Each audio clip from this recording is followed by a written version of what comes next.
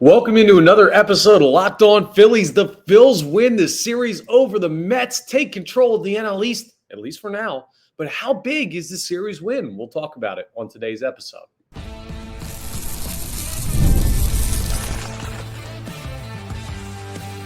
You are Locked On Phillies, your daily Philadelphia Phillies podcast. Part of the Locked On Podcast Network, your team every day. Yes, this is Locked On Phillies. I'm your host, Connor Thomas. Thank you so much for joining us today. We come to you as part of the Locked On Podcast Network, your team every day. You may know me from some of my other work in the sports talk space. I've been on air over 97.5 The Fanatic, doing sports talk radio here in Philadelphia for over 5 years. I've been a credentialed Philadelphia Phillies media member for 4 seasons, and this is now the 4th year of my time as host of Locked On Phillies.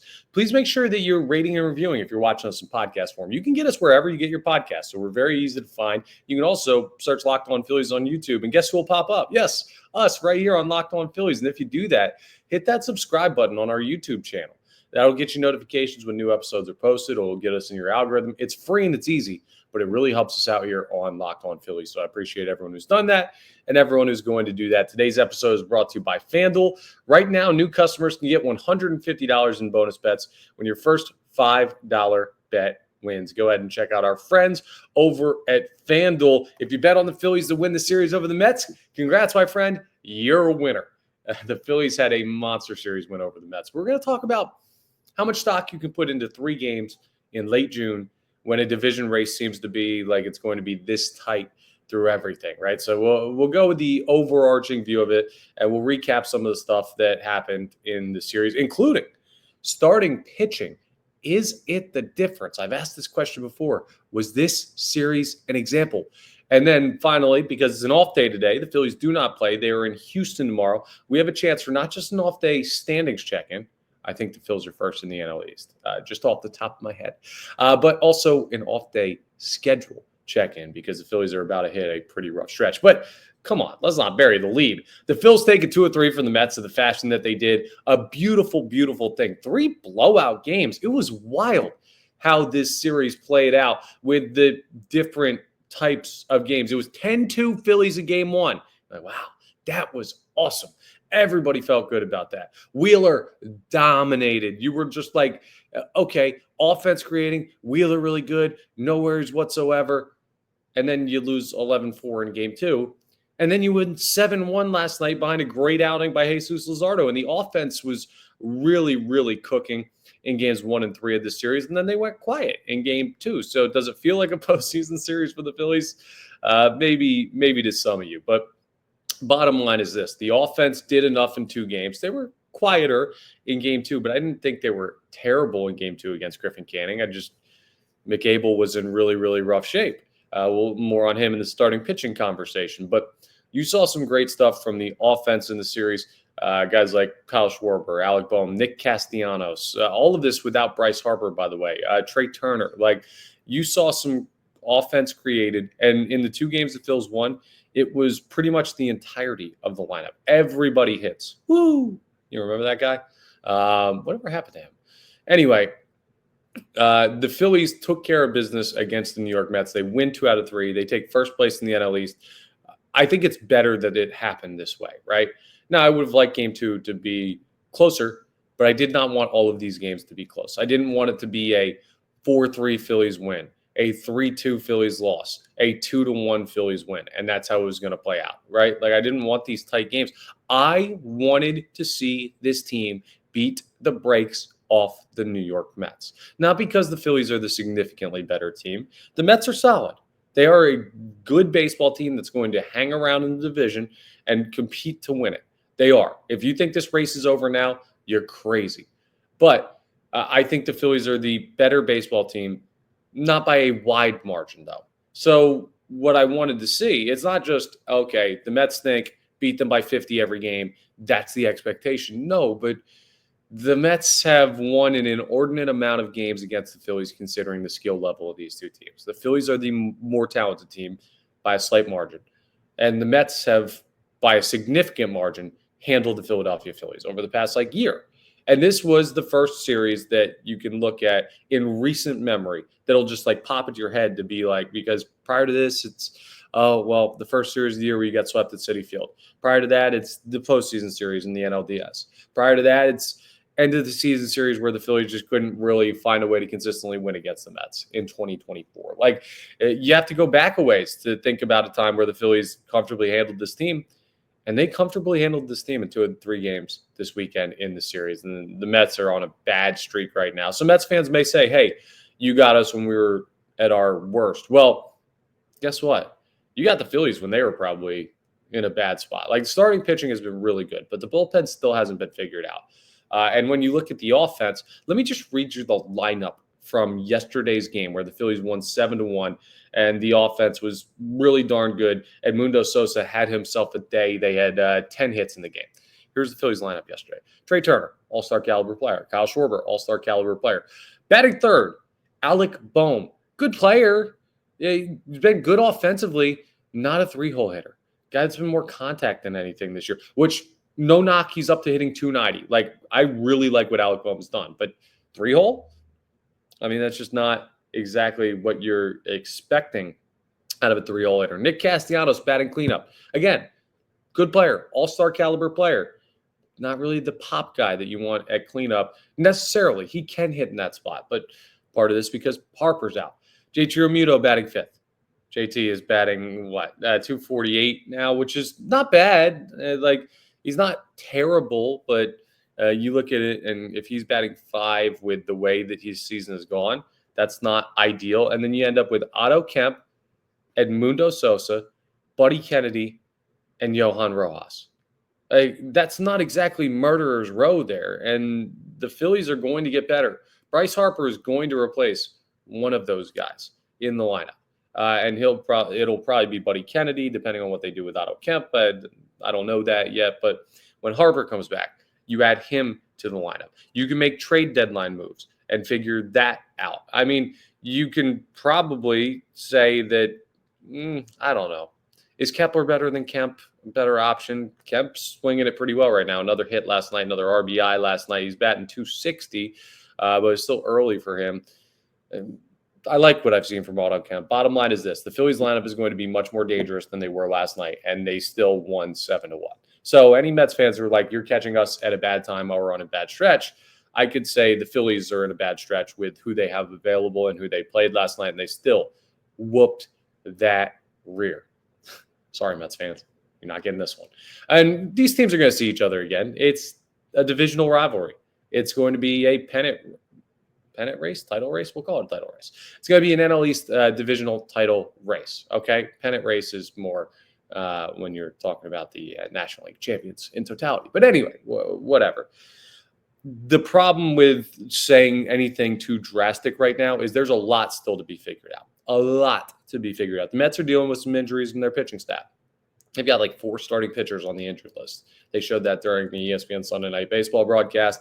So I'm not going to pretend like it's the Mets are firing on all cylinders. And I'm also not going to pretend like it's not late June. This is not Phillies are going to win the World Series. This is not Phillies are locked to win the NL East. But this was a very important step confidence-wise for both you and me and the Philadelphia Phillies in order to see, okay, we can beat this team. Deep breath. We knew we could, but we had to prove it to ourselves, prove it to our fan base, prove it to the Mets. The Mets probably still felt like, hey, we can get this team. Even when they were blowing out the Phils at the bank Saturday night, it was probably like, we're going to win tonight, we're going to win tomorrow, we're going to show that we still own you guys. And luckily, Jesus Luzardo had something to say about that yesterday, and the Phillies offense had something to say about that yesterday. So it was a big-time series win in the moment. Now, is the moment gone? No. Will it be gone soon? Yes.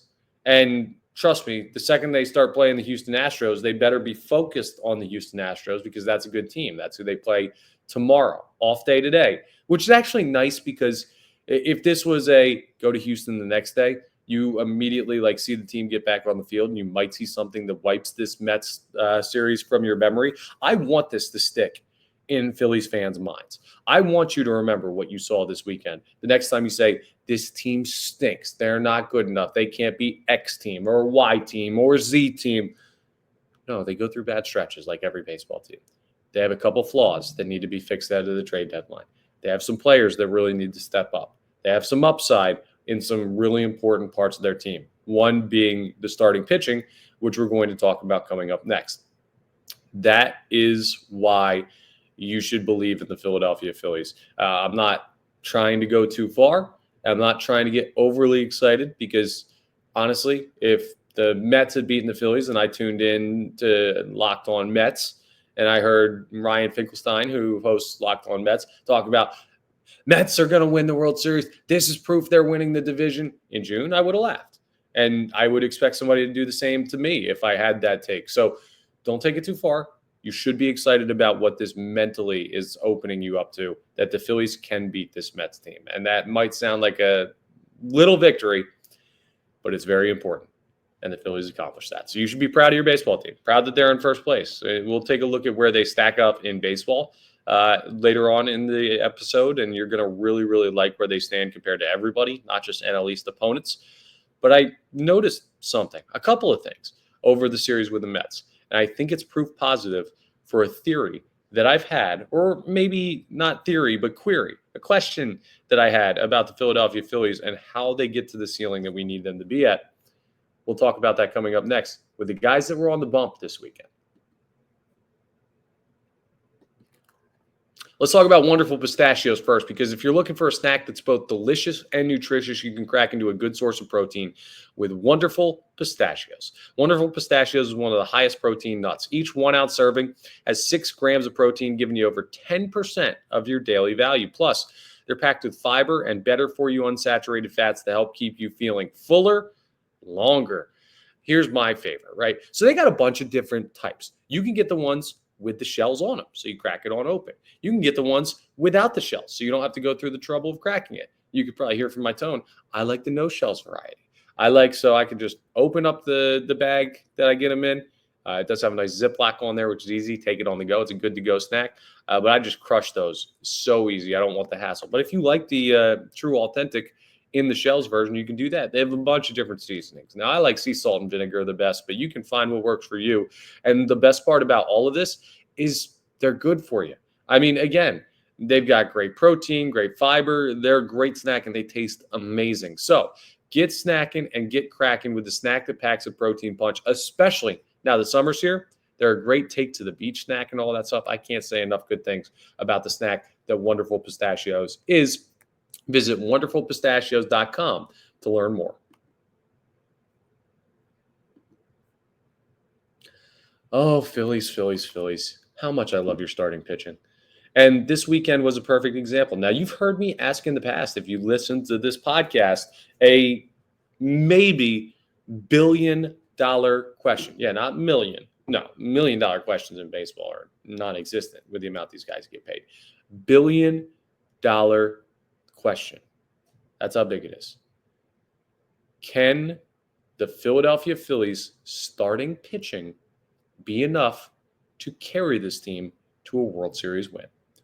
That's it. If somebody, if God came down from above and said, you get to ask one question right now about your baseball team, because I probably have other questions about life, but about your baseball team, I would say, will the Philadelphia Phillies starting pitching be good enough to carry them to a World Series? That's it. That's what I want to know, because everyone's very caught up with the offense. Everybody's very caught up with the bullpen. Everybody's caught up with the depth, like all of these different things, base running, defensive ability, like all of this stuff. How do they fit? Trade deadline, all of these things. And meanwhile, I'm sitting here. It's like the meme of the guy sitting on the bus, or the two guys sitting on the bus. In one window, it's all sunny and everything outside, and the other one, he's looking like a dark and stormy cliff. And the people who are like, Phillies need to add this, that, the other thing. Phillies offense stinks. Phillies base running stinks. Phillies defense isn't good, are the ones looking out the other side. And I'm just sitting there and looking at Zach Wheeler and Jesus Luzardo and Christopher Sanchez and Ranger Suarez and Mick Abel and Andrew Painter, and just going, best rotation in baseball, maybe?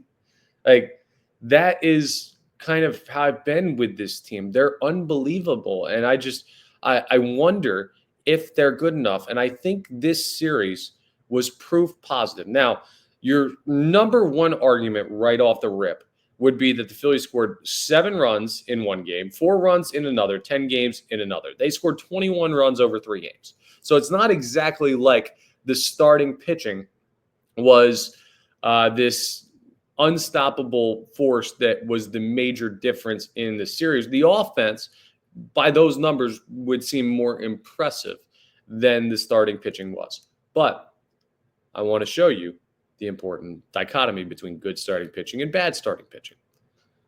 The Phillies held the Mets to 1 run yesterday. That was dominance by Jesus Luzardo, and he didn't give up a run. He went 6 2/3 scoreless.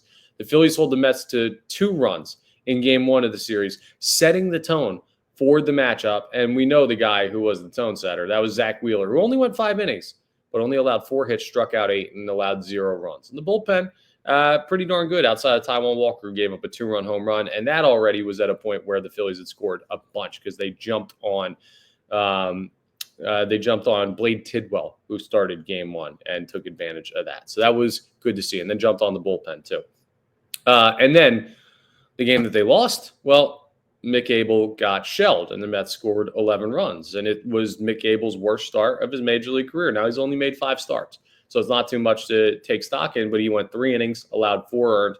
And then you know what happens when the starting pitching falls? The bullpen becomes more important. You throw a guy like Joe Ross, he gives up 3 runs, all of a sudden you're dead. And then the back end of the bullpen, because you're already dead, are guys like Michael Mercado, who goes out there and throws and gives up 3 earned. And it's just, you are so behind the 8 ball with a bad bullpen if you also get bad starting pitching.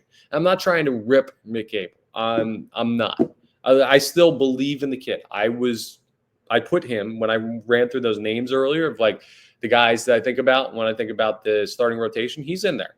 He's a very good young starting pitcher. We will see what he continues to do at the major league level, if he can continue to develop and stuff like that. But that's proof positive, right? They're the tone setters. They save the bullpen. They allow the offense confidence. Wheeler and Luzardo did in this series. They took care of business to really set up the team for success. And the Phillies, we know, are a team that, well, when they struggle, they struggle. But maybe if they get off to a hot start in games with great starting pitching, they'll be able to take care of business. At least this year's version of the Phillies team looks like they're able to do that. I don't know that, but if that's a postseason series, you're looking at the guys and you're saying, okay, I know we're scoring a lot of runs, but it's truly full lineup contribution because we don't feel the pressure to have to hit home runs to win a game 2-0 because we've got nothing working. But Zach Wheeler and Jesus Luzardo were the 2 biggest parts of that series to me because they really dominated Mets hitting, a tough Mets lineup, and set it up so the bullpen had an easier job. That was the strength of the Phillies team, even though the offense was so good. That might sound crazy to some people. And maybe I'm biased towards the narrative that I've been trying to build this year of like, this rotation's unbelievable, which they are. Maybe they're good enough to carry this team where they need to go, which they could be. Like, people are so caught up on the offense. I get it. You guys score to win. But do we realize how good the guys are that are starting games for the Fightin' Phils? And that's why the Mick Abel thing is important.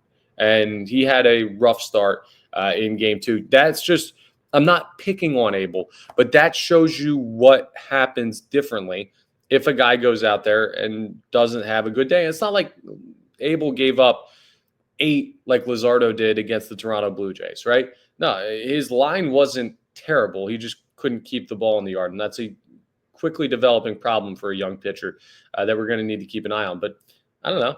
You have 4 earned in 3 innings. That's not crazy. He only threw 73 pitches, but because he's a young guy and they're trying to save his innings, they didn't want to let him try and soldier through it like they have done with Jesus Luzardo, like they have done with Zach Wheeler, other starting pitchers on the team with a little bit more experience at the major league level. But you look at it and you say, okay, if you get 3 starts like that, Wheeler, Luzardo, and Abel right now is not in the playoff rotation, right? It would be Sanchez or Suarez. If you get 3 starts like that out of 5 games, night-night, see ya, go home. If you get 4 starts like that out of 7 games, night-night, see ya, go home. Like, that's going to be tough to beat, no matter if you're the Dodgers, no matter if you're the Mets, no matter if you're the Cubs. And I don't know, I'm just dreaming of an October series where you see Wheeler dice and Luzardo dice and Sanchez dice and Ranger dice, and people walk out of Citizens Bank Park having lost a series or their own home park because you'll have to go do it on the road too. And they go, what the hell just happened? We kind of threw well. We put together good at-bats. Is their starting pitching that good? And my answer is yes. The other thing that was really cool that I haven't even thought of is Jesus Luzardo had, again, 6 2/3, none earned last night in an amazing start that really stifled the Mets offense. He was unbelievable. He deserves all the credit in the world for what he did last night. They flashed up some stats on the ESPN Sunday Night Baseball broadcast about his past 5 starts against the Mets. Does this guy completely own the Mets? I feel like we've mentioned that a little bit, but maybe we haven't gone far enough into it. Is he the X factor? Is he the guy that you go, okay, well, this is what's different about last year? We have a guy that owns you, that you cannot hit. You can't figure him out. And he's been doing it consistently for a while now. And now you get into a postseason series and where you had a start where maybe, I don't know, Ranger Suarez was struggling because he had dead arm.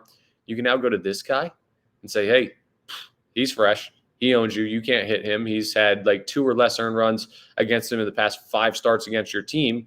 And that's why you've been good. And some of those times are with the Marlins, which is much tougher to do. You say, that's the guy we got to face today.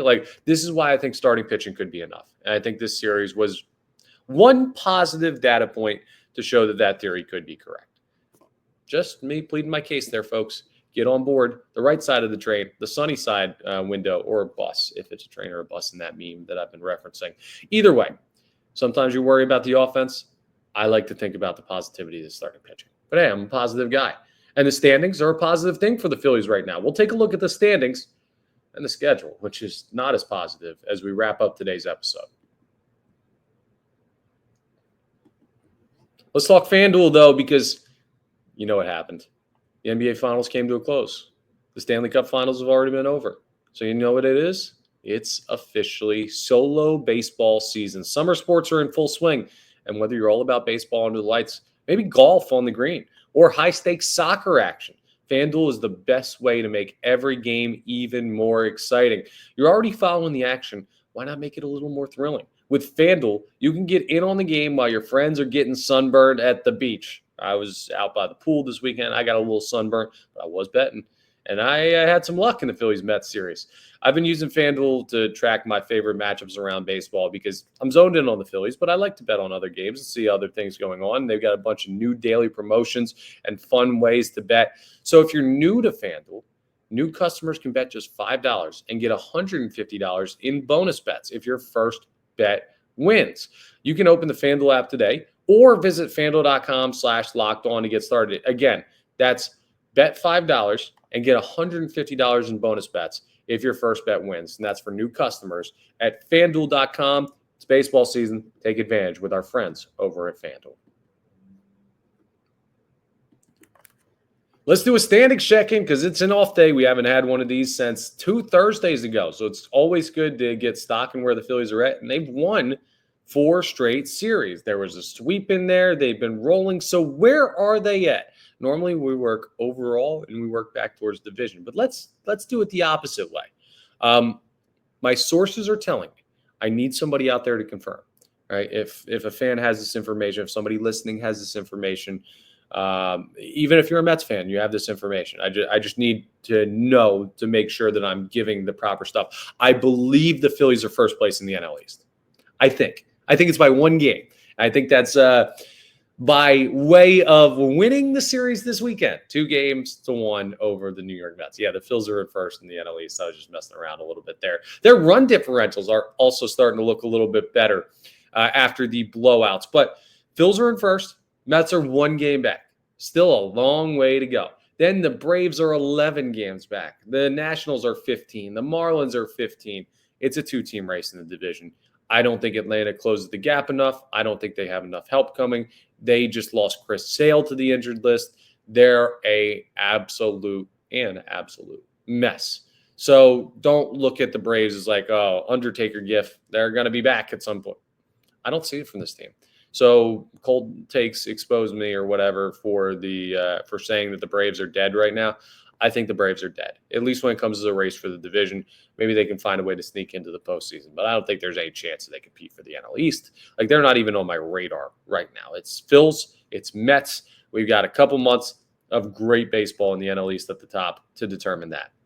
Now let's take a peek at the National League, because you're really going to love this. We know the Phils are up on the Mets. We also know the Phils have been rolling lately. Well, the Phils are only a half game back of the Dodgers for best record in the National League. Wait. The Phillies?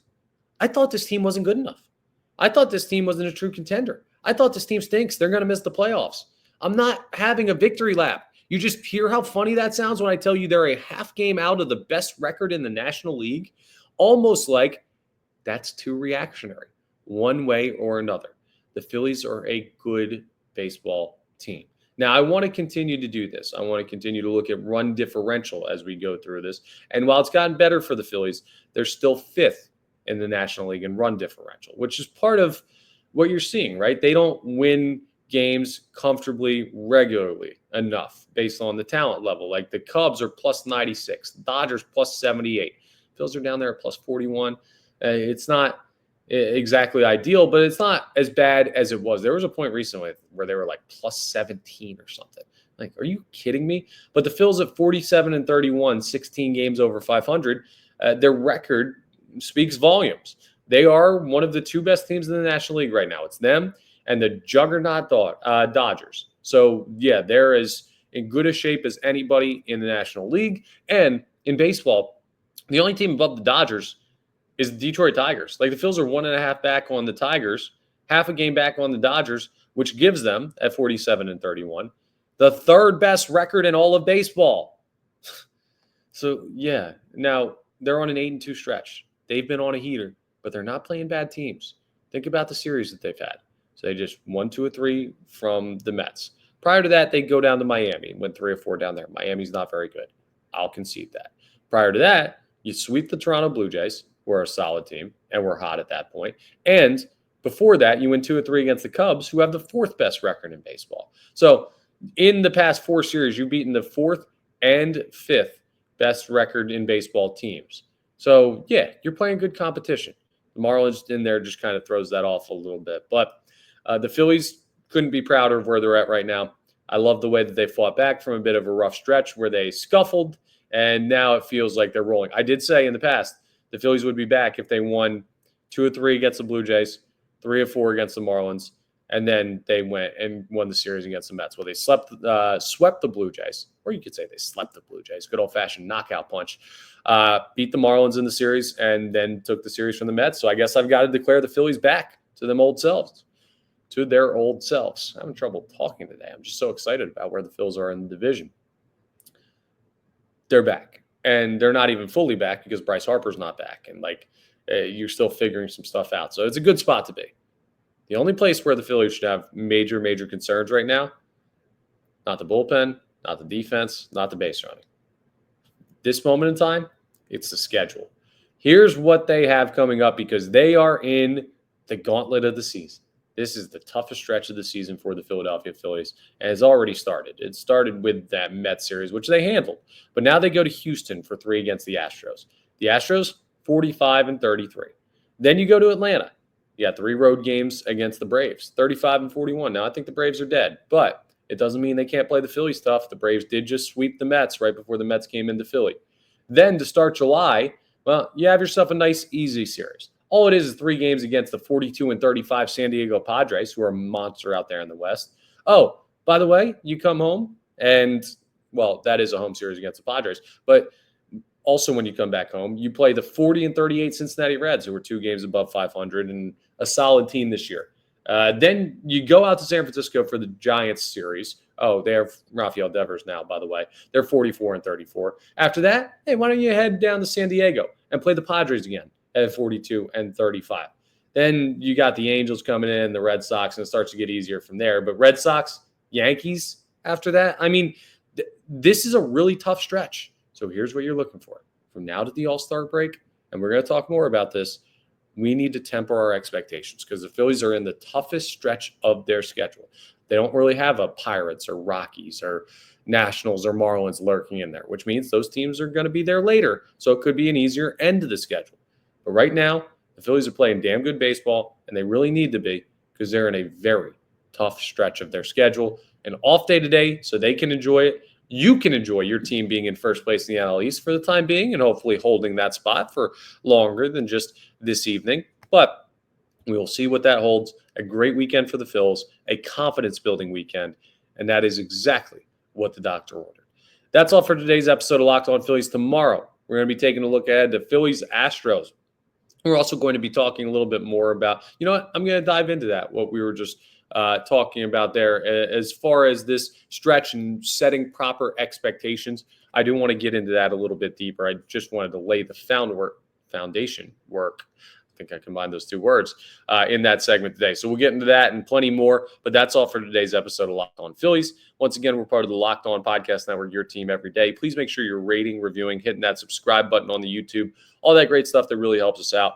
I appreciate y'all tuning in as always. And I will talk to you next time on the next episode of Locked On Phillies.